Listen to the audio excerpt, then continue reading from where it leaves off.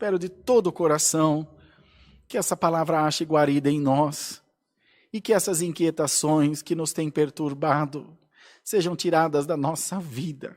No nome do Senhor Jesus Cristo. Demônio, o Senhor Jesus te repreende por essa santa palavra. Bendito seja Deus. Você deve, irmãos, aplicar-se no melhor, deve aplicar-se em fazer o seu melhor. Irmãos, de maneira nenhuma reprovaremos isso.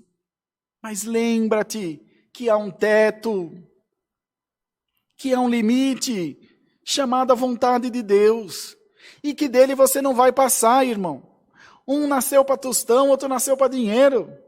Minha avó dizia, quem nasceu para tostão nunca chega a dinheiro. E é assim que o Senhor nos vai salvar. Não quer dizer que Deus te ama mais nem menos. O que nós devemos lembrar é que o reino de Deus é espiritual. Na volta de Cristo vamos morar no céu, rico, pobre, tudo igual, no mesmo lugar, do mesmo jeito.